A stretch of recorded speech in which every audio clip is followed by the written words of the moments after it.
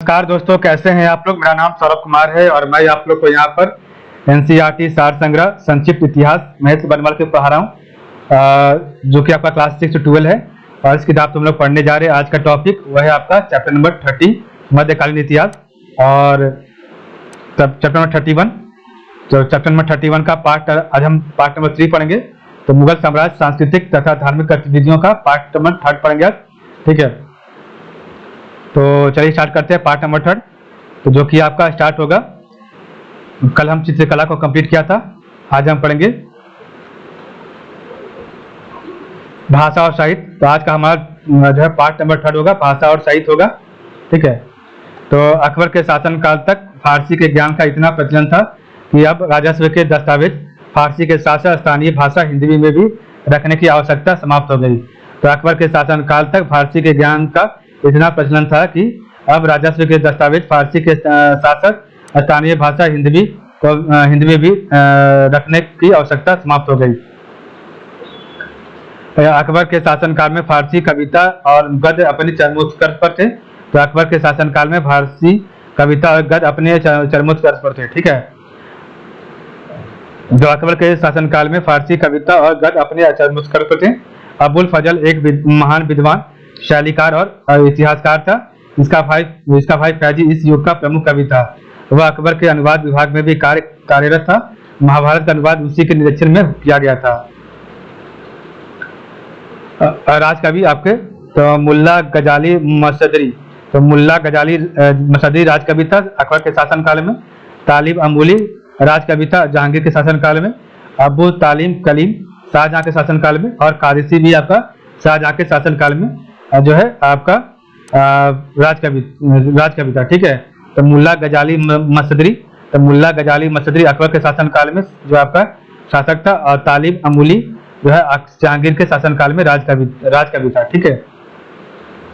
तो मुल्ला गजाली मसदरी, तालिब अमूली, अबू ताबिल कलीम और कादिसी, ठीक है। उतबी और नजीरी, तो उतबी और नजीरी दो अन्य प्रमुख फारसी कवि थे। फारसी साहित्य के विकास में हिंदुओं ने भी योगदान दिया था। तो उतबी और नजीरी दो अन्य प्रमुख फारसी कवि थे। फारसी साहित्य के विकास में हिंदुओं ने भी योगदान दिया था। यद्यपि इस काल में संस्कृत में महत्वपूर्ण और मौलिक रचनाएं नहीं की गई, तथापि इस काल में लिखी गई संस्कृत पुस्तकों की संख्या बहुत अधिक है। तो यद्यपि इस काल में संस्कृत में महत्वपूर्ण और मौलिक रचनाएं नहीं की गई, तथापि इस काल में लिखी गई संस्कृत पुस्तकों की संख्या बहुत अधिक है। क्षेत्रीय भाषाओं के स्वरूप में स्थिरता और परिपक्वता आई तथा इस काल में कुछ अत्युत्कृष्ट गीति काव्यों की रचना की गई। क्षेत्रीय भाषाओं में रामायण और महाभारत का अनुवाद किया गया। तो क्षेत्रीय भाषाओं के स्वरूप में स्थिरता और परिपक्वता आई तथा इस काल में कुछ अत्युत्कृष्ट गीति काव्यों की रचना की गई। क्षेत्रीय भाषाओं में रामायण और महाभारत का अनुवाद किया गया, ठीक है।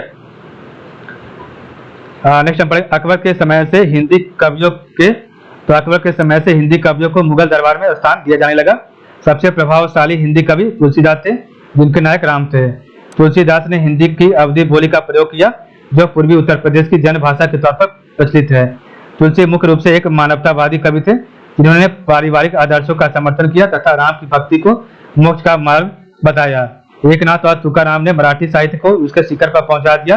तो एकनाथ और तुकाराम ने मराठी साहित्य को उसके शिखर पर पहुंचा दिया था। तो उर्दू का प्रथम काव्य संग्रह दीवान नाम से मोहम्मद कुली ने लिखा है। तो उर्दू का प्रथम काव्य संग्रह दीवान नाम से जो है मोहम्मद कुली ने लिखा है। अकबर ने संस्कृत में अल्लो या निषद, तो अल्लो निषद नामक एक छोटा उपनिषद की रचना करवाई है। तो अकबर ने संस्कृत में अल्लो निषद नामक एक छोटा उपनिषद की रचना करवाई है। जगन्नाथ पंडित शाहजहां के दरबारी कवि थे। तो जगन्नाथ पंडित शाहजहां के दरबारी कवि थे। उसने इन्हें महाकवि की उपाधि दी। गंगा लहरी, रस गंगाधर इनकी प्रमुख रचनाएं हैं। तो जगन्नाथ पंडित शाहजहां के दरबारी कवि थे, तो उसने इन्हें महाकवि की उपाधि दी थी। और गंगा लहरी, रस गंगाधर इनकी प्रमुख रचनाएं थी। सुंदर श्रृंगार के कवि सुंदर को शाहजहां ने महाकवि की राय की उपाधि दी थी। तो सुंदर श्रृंगार के कवि सुंदर को जो है शाहजहां ने महाकवि राय की उपाधि दी थी। संगीत, तो तानसेन ग्वालियर के प्रसिद्ध गायक जो है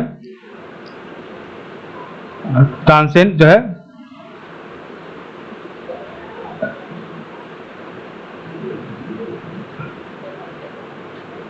तानसेन ग्वालियर के प्रसिद्ध गायक था तथा अकबर का संरक्षक इसको प्राप्त था। तानसेन एक ध्रुपद गायक तथा अकबर के नवरत्नों में से एक था। ठीक है, तानसेन एक ध्रुपद गायक था तथा अकबर के नवरत्नों में से एक था। इन्होंने रुद्र वीणा नामक वाद्य यंत्र की खोज की थी। तो तानसेन ने रुद्र वीणा नामक वाद्य यंत्र की खोज की थी। तानसेन को अनेक नए रागों की रचना का श्रेय दिया जाता है। तो तानसेन को अनेक नए रागों की रचना का श्रेय दिया जाता है। जहांगीर और शाहजहां के अतिरिक्त कई मुगल शासकों ने भी अकबर के उदाहरण का अनुकरण किया। शाहजहां ध्रुपद गायक था। ठीक है, तो शाहजहां एक ध्रुपद गायक था। तो जहांगीर और शाहजहां के अतिरिक्त कई मुगल शासकों ने भी अकबर के उदाहरण का अनुकरण किया।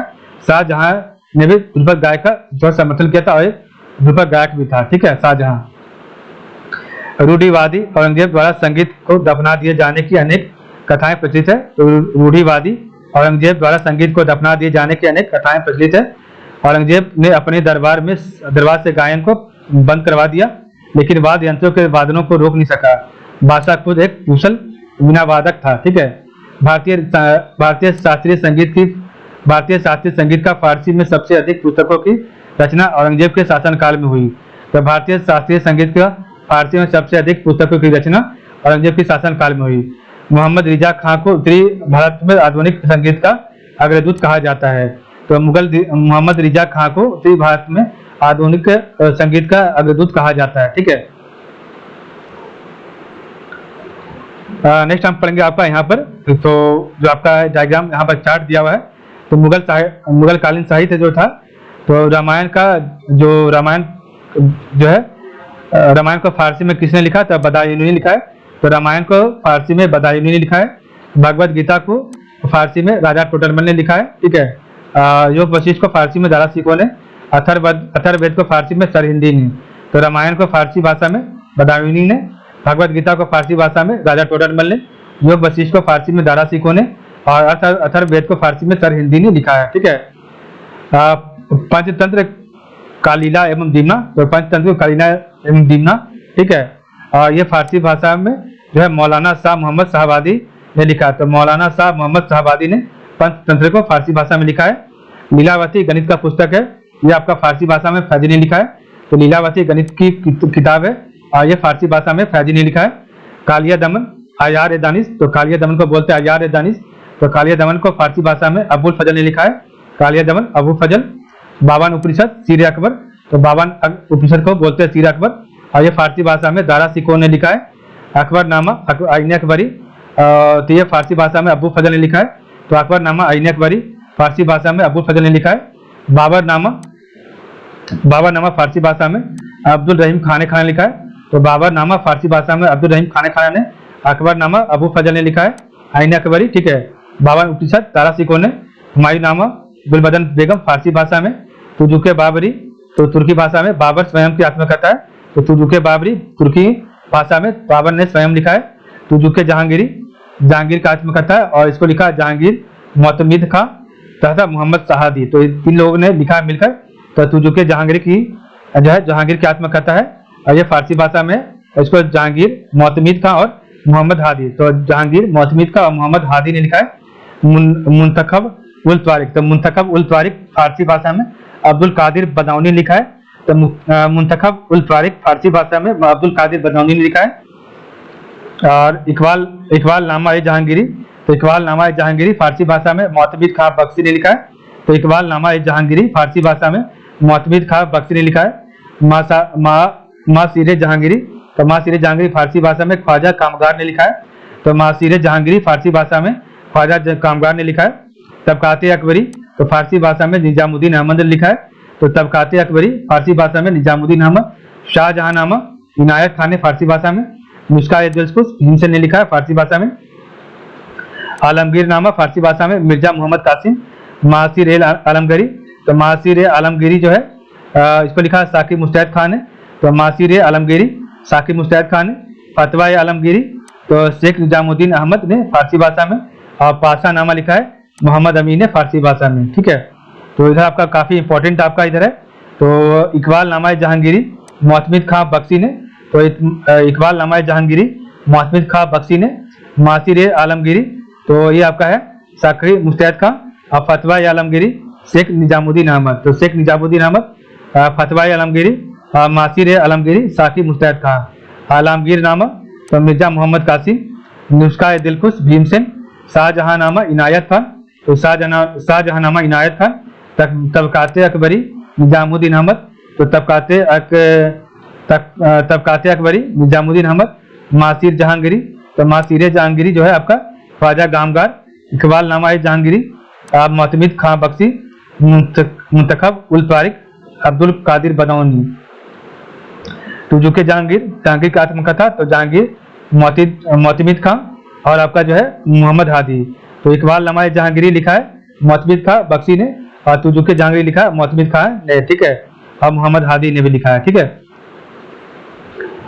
तो हुमायूं नामा कुलबदन बेगम, तुजुके बाबरी बाबर, तुजुके जहांगीरी तो जहांगीर, मोतमिद का मोहम्मद हादी, मुंतखब उल तारिक तो अब्दुल कादिर बदाऊनी, इकबाल नामा जहांगीरी तो मोतमिद खां, मासिर जहांगीरी तो ख्वाजा कामगार, तबकाते अकबरी तो निजामुद्दीन अहमद तो तबकाते अकबरी निजामुद्दीन अहमद, और आपका जो है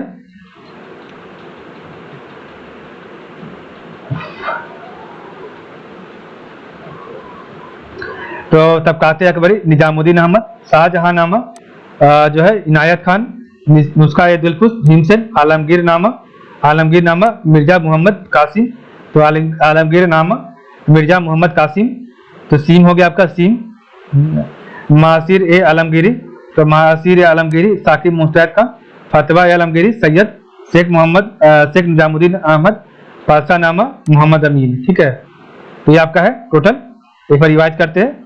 तो मुगल कालीन साहित्य तो रामायण को लिखा है आपका फारसी भाषा में बदायूनी, भगवत गीता को लिखा है फारसी भाषा में राजा टोडरमल ने, योग वशिष्ठ को फारसी भाषा में लिखा है दारा सिखों ने, अथर्ववेद को फारसी भाषा में जो है अनुवाद किया है सर हिंदी ने, पंचतंत्र को जो है फारसी भाषा में अनुवाद किया मौलाना शाह मोहम्मद शाहबादी ने, लीलावती गणित की पुस्तक है फैजी ने जो फारसी भाषा में लिखा है, कालिया दमन तो अबुल फजल ने, कालिया दमन अबुल फजल, 52 उपनिषद, सीरे अकबर दारा सिखो, अकबर नामा अबुल फजल, आइन अकबरी, बाबर नामा अब्दुल रहीम खाने खाना तो बाबर नामा लिखा है फारसी भाषा में अब्दुल रहीम खाने खाना ने, हुमायूं नामा गुलबदन बेगम तो जुके बाबरी बाबर ने स्वयं लिखा है, तो बाबर नामा एक जो है आपका बाबर नामा हो गया अब्दुल रहीम खाने खाना, तो बाबर नामा अब्दुल रहीम खाने खाना, और तुजुके बाबरी स्वयं बाबर ने लिखा है, तुजुके जहांगीर मोतमिद खां और आपका जो है मोहम्मद हादी, मुंतखब उल तारिक तो मुंतखब उल तारिक लिखा है अब्दुल कादिर बदायूनी ने, इकबाल नामा जहांगीरी तो मोतमिद खां बख्शी ने, मासिर जहांगीरी तो ख्वाजा गामगार, तबकाते अकबरी निजामुद्दीन अहमद, शाहजहां नामा इनायत का, नुस्खा ए दिलखुश भीमसेन, आलमगीर नामा तो आलमगीर नामा जो है मिर्जा मोहम्मद कासिम, महासिर आलमगीरी साकिब मुस्तैद खां, फतवा आलमगीरी तो शेख निजामुद्दीन अहमद, आशा नामा मोहम्मद अमीन ने, ठीक है। इस प्रकार हमारा चैप्टर जो यहाँ पर समाप्त हो गया है। तो आज के लिए बस इतना ही। आप लोग का बहुत बहुत धन्यवाद।